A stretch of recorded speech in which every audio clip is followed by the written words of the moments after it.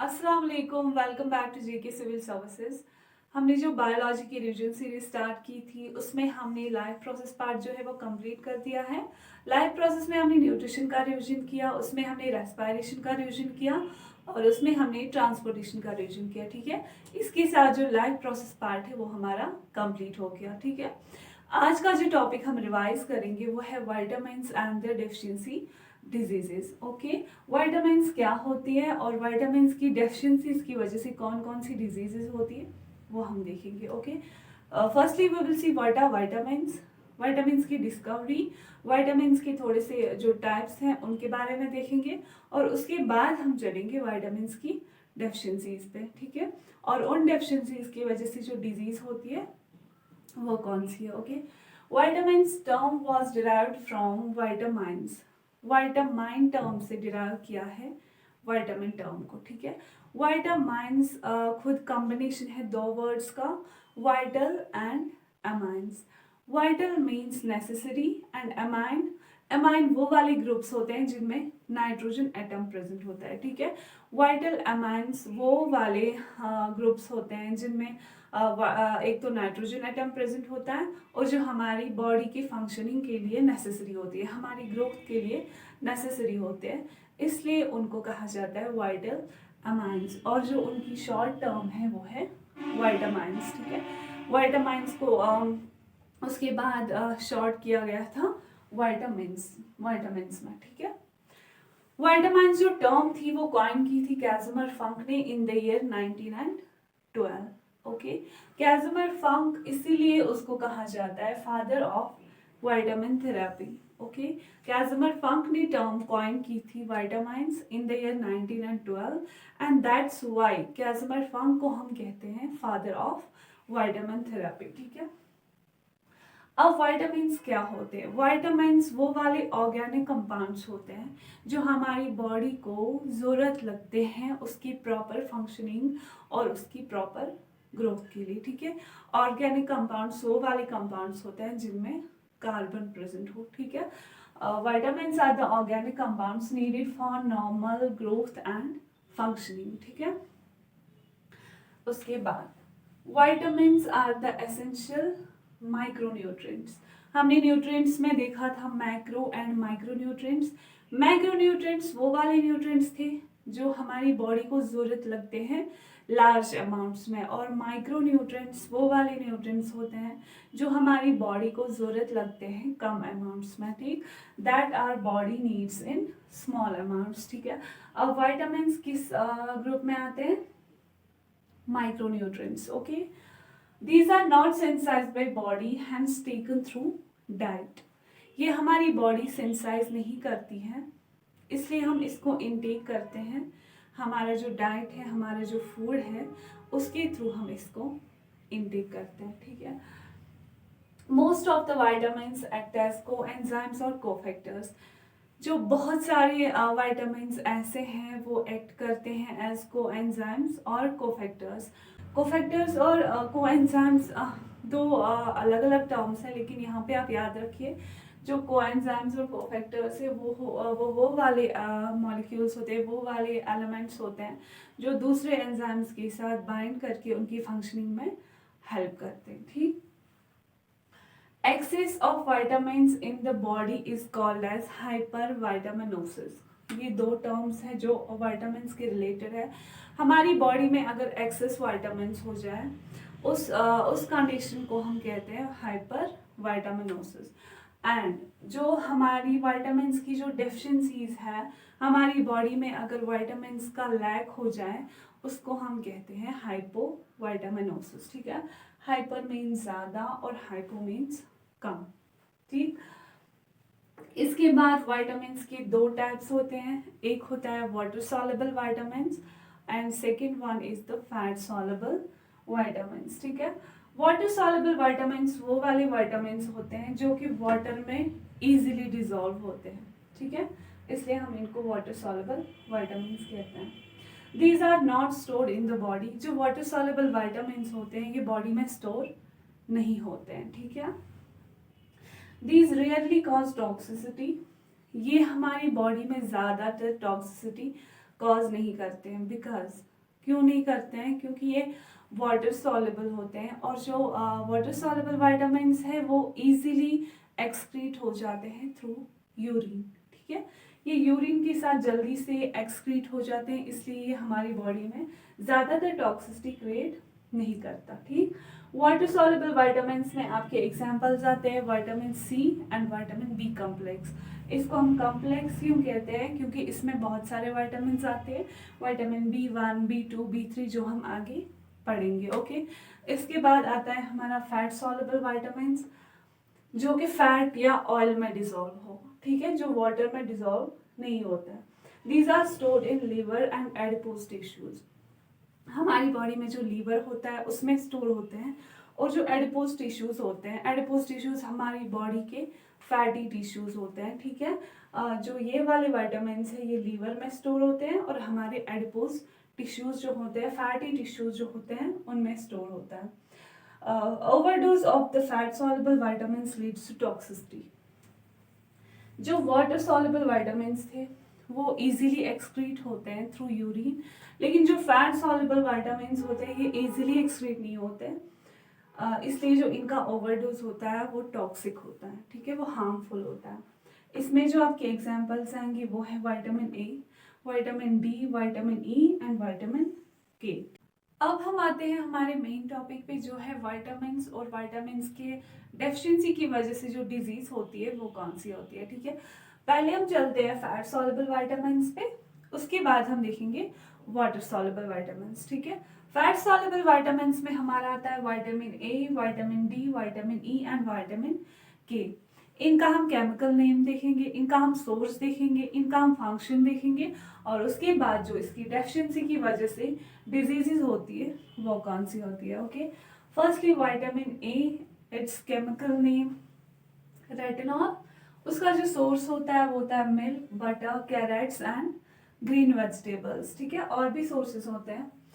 इसका जो फंक्शन होता है वो होता है रेटिना में पिगमेंट्स प्रोड्यूस करना। ठीक है, हमारी आई का जो रेटिना होता है उसमें ये पिगमेंट्स प्रोड्यूस करता है। ठीक है, अब जब विटामिन ए का डेफिशिएंसी हो गया, उसकी वजह से क्या होगा, जो रेटिना के पिगमेंट्स होंगे वो प्रॉपरली प्रोड्यूस नहीं होंगे। एज अ रिजल्ट जो हमारी आईज होती है उनमें डिजीजेस हो जाती है, लाइक नाइट ब्लाइंडनेस होती है, ज़ेरोफ्थैल्मिया होती है, और भी आई डिजीज होती है। जो भी आई डिजीज होती है वो हमारी किस विटामिन की डेफिशिएंसी से होती है?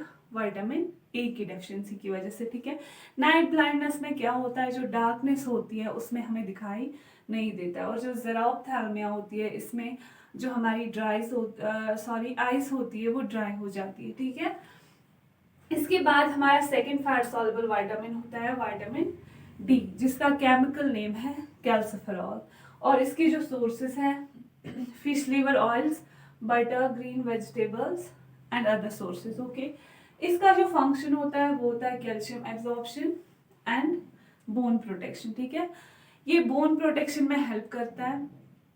अब जब विटामिन डी की डेफिशिएंसी हो जाएगी तो ऑब्वियसली क्या हो जाएगा, हमारे बोन्स जो है वो प्रॉपरली फॉर्म नहीं होंगे, वो प्रॉपरली प्रोटेक्ट नहीं होंगे।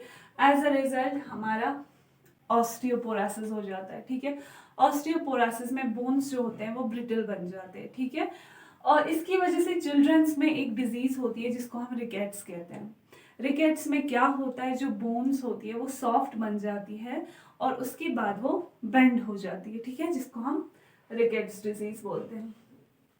Third one is the vitamin E, its chemical name is tocopherol, its sources are meat, green vegetables, eggs and other sources. ठीक है, जो विटामिन ई होता है इसको हम एंटी स्टरलिटी विटामिन कहते हैं। ठीक है, एंटी स्टरलिटी क्यों कहते हैं? क्योंकि ये जो हमारा मेल्स में जो स्पर्म होता है, मेल रिप्रोडक्टिव सेल जो होता है, और जो फीमेल्स में एग होता है, उनके मेम्ब्रेन को ये प्रोटेक्ट करता है। किससे प्रोटेक्ट करता है? रिएक्टिव ऑक्सीजन स्पीशीज से प्रोटेक्ट करता है। ये एज एन एंटीऑक्सीडेंट काम करता है। किसके लिए? मेल रिप्रोडक्टिव सेल और फीमेल रिप्रोडक्टिव सेल के लिए। अब जब इसका फंक्शन एज एन एंटीऑक्सीडेंट हो गया, ठीक है, इसका डेफिशिएंसी जब हो जाएगा, ये अपना जो एंटीऑक्सीडेंट फंक्शन है वो प्रॉपरली नहीं कर पाएगा। एज अ रिजल्ट क्या हो जाएगा? स्टरलिटी हो जाएगी, ठीक है, फर्टिलिटी नहीं होगी, ओके, और भी स्किन डिजीजेस हो जाती है इसकी डेफिशिएंसी की वजह से। Last one, fat soluble vitamin is the vitamin K. Its chemical name is naphthoquinone. इसके जो सोर्सेज होते हैं green vegetables, liver and eggs, okay, और भी सोर्सेज होते हैं, ओके। इसका जो फंक्शन होता है वो होता है प्रोटीन्स को फॉर्म करना। कौन से प्रोटीन्स को फॉर्म करना? जो हमारी ब्लड क्लॉटिंग में हेल्प करते हैं, ठीक है। एक प्रोटीन है हमारी बॉडी में प्रोथ्रोम्बिन, जो कि हमारी ब्लड क्लॉटिंग में हेल्प करता है, ओके। और उसको किसकी हेल्प की जरूरत पड़ती है? विटामिन के की हेल्प की, ओके। विटामिन के हेल्प करता है हमारे ब्लड क्लॉटिंग में। क्यों? क्योंकि ये वो वाला प्रोटीन फॉर्म करता है जिससे हमारा ब्लड क्लॉट होता है, ठीक है। अब जब विटामिन के की डेफिशिएंसी हो गई, हमारा ब्लड क्या है, वो प्रॉपरली क्लॉट नहीं होगा, जिसकी वजह से क्या हो जाएगा? हीमोरेज हो जाएगा, जिसको हम ब्लीडिंग कहते हैं, ठीक है। जब ब्लड क्लॉट नहीं होता है उसकी वजह से जो ब्लीडिंग होती है वो बहुत ज़्यादा होती है, जिसको हम हीमोरेज कहते हैं, ठीक है। ये हो गए आपके फैट सॉल्युबल विटामिन। इसके बाद आते हैं हमारे water soluble vitamin, okay. Water soluble vitamin में पहला विटामिन आता है विटामिन B1, जिसका केमिकल नेम है थायमीन। इसके जो सोर्सेज है वो है rice, cereal grains, yeast, liver, nuts and other sources, okay. इसका जो फंक्शन होता है वो होता है कार्बोहाइड्रेट्स को कन्वर्ट करना इनटू एनर्जी, ठीक। और उस एनर्जी को ये सप्लाई करता है कहाँ? ब्रेन एंड नर्वस सिस्टम, ठीक है। जब कार्बोहाइड्रेट्स कन्वर्ट हो गए एनर्जी में, उसके बाद ही उनको सप्लाई करता है ब्रेन और नर्वस सिस्टम तक, ठीक है। अब जब डेफिशिएंसी ऑफ विटामिन B1 हो जाएगी, उसकी वजह से क्या हो जाएगा? जो कार्बोहाइड्रेट्स होते हैं वो एनर्जी में कन्वर्ट नहीं होंगे, और उसकी वजह से क्या हो जाएगा? मेंटल डिसऑर्डर्स हो जाएंगे, ठीक है। जो नर्वस सिस्टम होता है, जो हमारा ब्रेन होता है, उस तक एनर्जी नहीं पहुंच पाएगी, और उसकी वजह से क्या हो जाएगा? मेंटल डिसऑर्डर हो जाएगा, हार्ट फेलियर हो जाएगा, ठीक है। इसकी वजह से एक पर्टिकुलर डिजीज होती है जिसको हम बेरीबेरी कहते हैं, ओके। इसमें लॉस ऑफ एपेटाइट हो जाता है, भूख जो होती है वो नहीं लगती है, ठीक।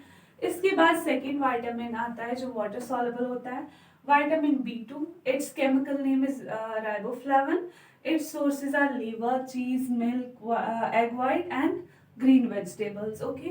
इसका जो काम होता है वो होता है ग्रोथ एंड प्रोलिफरेशन, और इसकी डेफिशिएंसी की वजह से क्या हो जाता है? कीलोसिस हो जाता है। कीलोसिस में क्या होता है? माउथ और नोज में लीजन्स क्रिएट होते हैं, ठीक है। इसके बाद हमारा विटामिन B3 आता है, थर्ड जो वाटर सॉल्युबल विटामिन होता है। इसका केमिकल नेम नासिन है। इसका जो सोर्स होता है वो milk, liver, kidney, legumes, coffee and green vegetables, okay. इसका जो फंक्शन होता है वो होता है डाइजेशन को इम्प्रूव करना, और इसकी डेफिशिएंसी की वजह से जो डिजीज होती है उसको हम प्लेग्रा कहते हैं, ठीक है। प्लेग्रा में क्या होता है? डिमेंशिया होता है, डर्मेटाइटिस होता है। डर्मेटाइटिस में क्या होता है? जो स्किन होता है वो इरिटेट होता है, स्किन डिजीजेज होती है, डिमेंशिया होता है, डायरिया होता है। उसके बाद आता है विटामिन B5। इसका केमिकल नेम है पैंटोथेनिक एसिड। इसके जो सोर्सेज है वो है yeast, liver, kidneys, rice, peanuts and other sources, ठीक है। इसका जो फंक्शन होता है वो होता है फूड को कन्वर्ट करना इनटू एनर्जी, और जो इसकी डेफिशिएंसी डिजीज होती है वो होती है डर्मेटाइटिस, ठीक है। स्किन इरिटेशन जो होती है, स्किन में लीजन्स जो होते हैं, वो होती है विटामिन B5 की डेफिशिएंसी से, ठीक है। इसके बाद है विटामिन B6। इसका केमिकल नेम है पायरिडॉक्सिन। इसके जो सोर्सेज है egg yolk, cereals, yeast and other sources, okay. इसका जो फंक्शन होता है वो होता है formation of red blood cells. जो हमारी RBCs होती है, इसका फंक्शन होता है उनको फॉर्म करना। ऑब्वियसली जब इसकी डेफिशिएंसी हो जाएगी तो रेड ब्लड सेल्स फॉर्म नहीं होंगे, जिसकी वजह से एनीमिया हो जाएगा, ओके। इसके बाद हमारा आता है विटामिन B7, जिसको हम विटामिन H भी कहते हैं। Its chemical name is biotin. Its sources are liver, kidney, milk, yeast and other sources. Its function is to contribute in formation of keratin protein. Keratin जो प्रोटीन होता है वो present होता है हमारे नेल्स में, हमारे हेयर्स में। उसकी डेफिशिएंसी की वजह से क्या हो जाता है, हेयर लॉस हो जाता है, डर्माटाइटिस हो जाता है और पैरालिसिस हो जाती है। ठीक है, उसके बाद आता है विटामिन B9 जिसको हम फॉलिक एसिड कहते हैं। इसके सोर्सेज क्या है, green vegetables, yeast, beef, wheat and other sources. इसका फंक्शन भी होता है formation of red blood sales. ठीक है, रेड ब्लड सेल्स नहीं बनेंगी तो क्या हो जाएगा, एनीमिया हो जाएगा। ठीक है, इसकी डेफिशिएंसी की वजह से हो जाएगा एनीमिया। इसके बाद हमारा विटामिन B12 आता है जिसको हम कॉब्लामिन कहते हैं। इसके सोर्सेज है liver, kidney, eggs, milk, meat, fish and other sources. इसका जो फंक्शन होता है वो होता है formation of RBCs and formation of nucleic acids like DNA। ठीक है, formation of red blood cells and formation of DNA। Obviously इसका जो डेफिशिएंसी हो जाएगा, रेड ब्लड सेल्स नहीं बनेंगी तो क्या हो जाएगा, एनीमिया हो जाएगा। इसके बाद हमारा आता है विटामिन C जिसको हम एस्कॉर्बिक एसिड कहते हैं। इसके सोर्सेज होते हैं citrus fruits, green vegetables, tomatoes and other sources. Okay, इसका जो फंक्शन होता है वो होता है normal growth of teeth and bones. जो टीथ होते हैं हमारे और जो हमारी बोन्स होती है उनका फॉर्मेशन, प्रॉपर फॉर्मेशन। ठीक है, प्रॉपर ग्रोथ। और इसकी डेफिशिएंसी की वजह से कौन सी डिजीज होती है, जिसको हम स्कर्वी कहते हैं। स्कर्वी में क्या होता है, जो हमारे गम्स होते हैं वो ब्लीड होते हैं। ठीक है, हमारे टीथ प्रॉपरली ग्रो नहीं करते। ठीक है, that's all about vitamins and their deficiency diseases.